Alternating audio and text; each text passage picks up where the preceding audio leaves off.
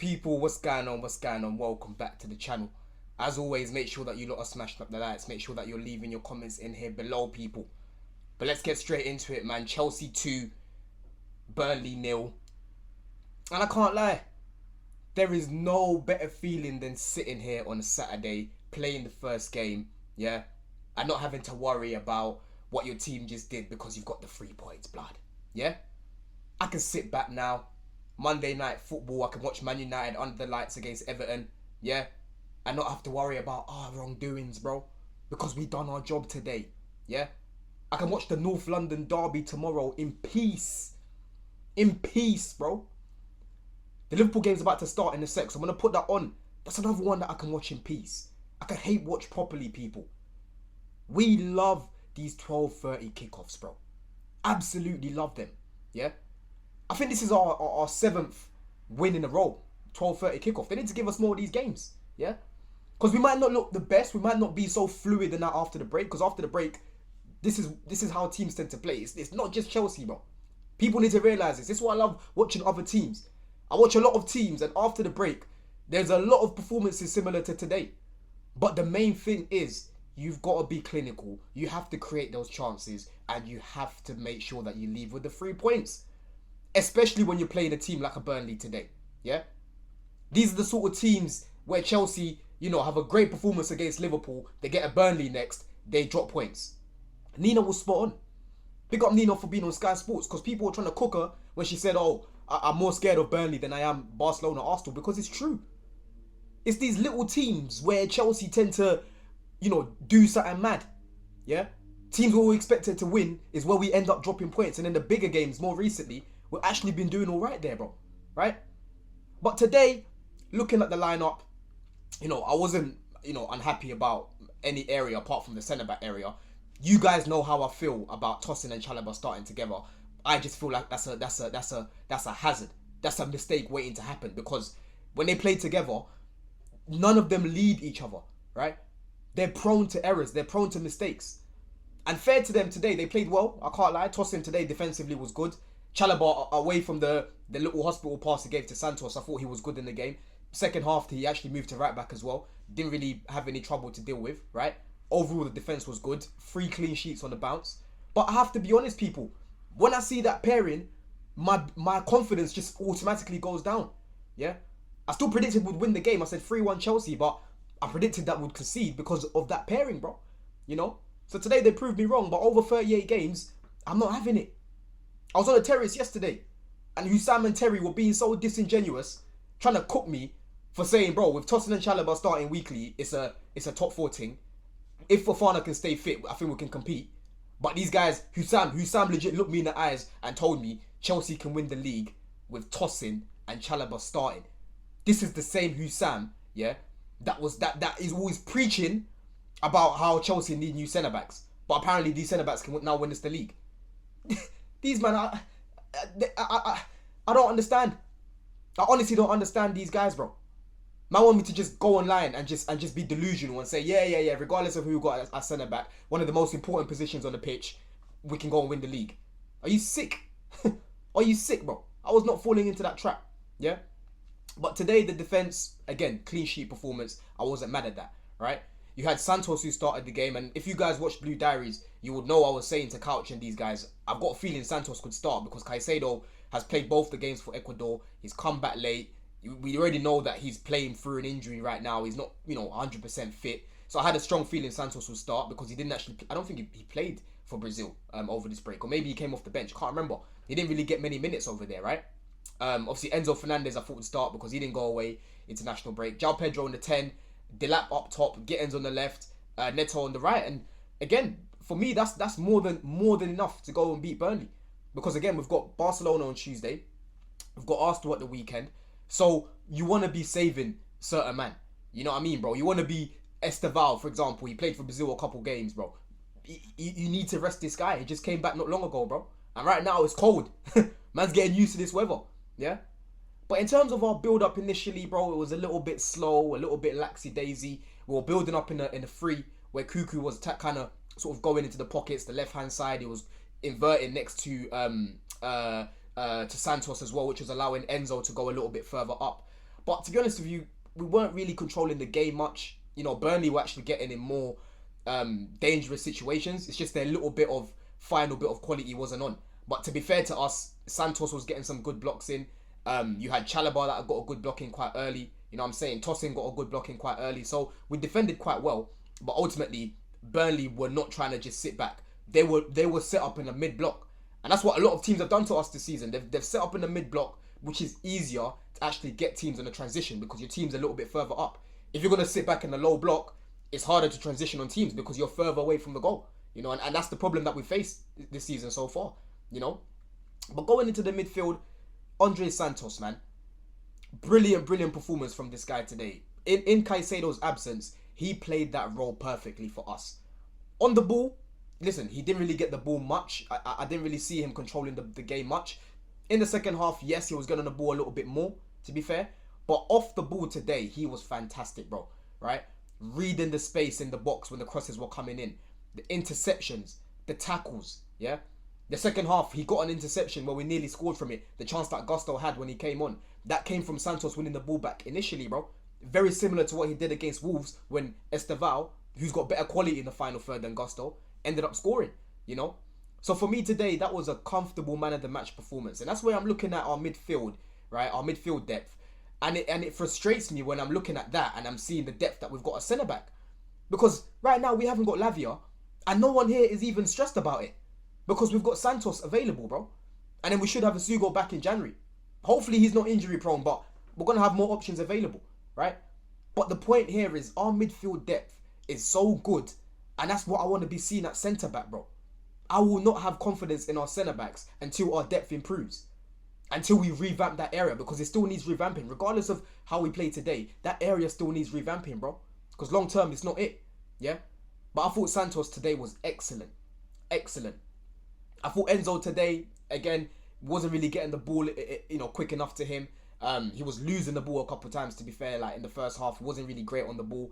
João Pedro was nowhere to be seen really in the first half. Again, we weren't really getting the ball quick enough to him. But when he was getting on the ball, overthinking things, you know, not really imposing himself as much. I thought he looked better in the second half, to be fair. But again, there's times where he takes a little bit too long to make a decision, right? Instead of just seeing the pass and just playing it. Similar to what Palmer does. Like when Palmer sees the pass, he will just play it. João Pedro takes a little bit too long at times. That's the problem with him, right? I thought Delap, I'm seeing Delap getting cooked today. And listen, let's be real. Delap wasn't good today. He wasn't, right? But people need to remember, the guy's been out since August, bro. He still needs to get his match sharpness. He needs to get fit, yeah? This is what, his third game I think he's played since he's come back, right? You can clearly see there's certain times in the game where he got the ball, he was turning with it and he was linking up play. We nearly scored a goal where he turned on the ball, gave it to Neto. Neto whipped it across and Kyle Walker managed to get to it before Gittins got there. That was from Delap turning, similar to what Jackson used to do for us, right? But then there's other times where he's getting the ball, he's just, you know, passing it loosely and he's dropping on the floor. The decisiveness from him today wasn't great. The first half, there was a ball that he could have played to Gittins where we're literally 3 versus 2. You play that ball to Gittins, Gittins cuts in there, finesses it, or he comes back again to you, you finesse it, bro. You just tap it in, it's a goal. Yeah, he missed that one. Later on in the first half, there's a cross that he can put in there on his left foot, wrap it to to Neto. He doesn't do it. Yeah. The second half, there's another easy pass across the box there to Enzo. He doesn't do it, you know. But these are all little areas. If I can notice it, the coaching staff will be noticing it as well. They'll be showing him and saying, bro, these are the positions that you were getting yourself into, which is good movement, right? But you need to be more decisive. You need to play that pass quicker. You need to be a little bit more tidier on the ball, yeah? But please, people, we need to give it a little bit more time, right? Because he just came back from a long-term injury. This is the longest injury he's had in his career. So you got to give it a bit more time. If he's still playing like this in months to come, cool, overly cook him. But I'm seeing people already making overarching statements, bro. And for me, I've watched a lot of Delap and he's a lot tidier than this. Trust me on that. He's a lot tidier than this, you know. And he will know today he wasn't great. You know what I'm saying? So I thought today he was meaty. You know what I mean? Overall, right? I thought Gittins today was good in parts. Very good cross for the goal as well that we scored. You know, Neto, I'm glad that Neto was actually trying to find those positions in behind. It was a similar sort of goal that he scored against West Ham where he made that late run into the box. Very similar to what Estevao does. And that's why Estevao scores a lot of goals. because in the box, his movement is top, right? Neto needs to keep doing that because that is something that he needs to add to his game. This guy's been playing in the Prem now for a long time, bro. You're an experienced player, yeah? Very, very good performance from him today. He was my second man of the match today, in fact, yeah? Because he was imposing. You know, for the goal that we ended up scoring, he's the one that played the ball to Guiu when Guiu came on. You know, Guiu, fantastic little touch to take it away from Twanzebe, yeah? Twanzebe didn't expect that there, but man just, you know, waited a little bit, touched it forward. He done it. All it needed there was a little cutback, and it's a goal from Enzo, right? I thought Neto today was giving that guy on the left-hand side problems. He was finding a lot of space on that side, you know, and he took his goal well, right? So he needs to carry that on. This is the bare minimum I expect from you, Neto. Be a little bit more brave, right? Be a little bit more versatile. Be a little bit more tidy. Find those little passes like you did for Guiu's goal, bro, more often. There's too much, you know, jink with you usually, yeah? You've got more about you, bro. So show it more often. But I thought today he was top, right? Gittins again, very good cross, but away from that, I don't think he really troubled Walker much. I felt like he was getting on the ball, but a lot of the time Walker was onto him and he was going backwards. It didn't really feel like I was seeing what Gittins usually does in terms of trying to take people on. He seemed a little bit scared of Walker, right? But this is not Walker in his prime, broski. you should have tried a little something against him, bro. But I thought, you know, overall, I don't think he was terrible. I thought he was just okay, yeah. And then obviously, you had João Pedro in the second half again. I thought he was okay. He just needs to again work out his decision making. His decision making right now hasn't been great. That's the main thing for me, you know. But I've seen João Pedro play a lot worse because I thought in the second half he picked it up a little bit more. Obviously, Maresca made the subs. He takes off Reece at half time. Some people at him in the group talking about, oh, he's injured again. It's like, broski, you clearly don't watch Chelsea games because this guy is being rested for Barcelona, right? My boy picked him for his FPL, and picking Reece for your FPL right now is like Russian roulette, bro. There's no point picking him because certain games he comes off, yeah? I know he's been playing more minutes than that, but he's a risky one to have in your team.